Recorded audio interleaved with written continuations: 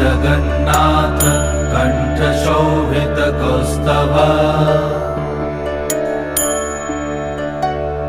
Padmanabha Vedgarbh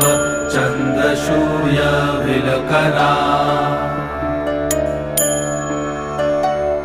Jagannath Loknath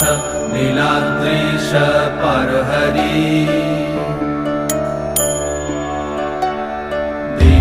दीनबन्धुर्दया Sindhu Kripalu जनरक्षका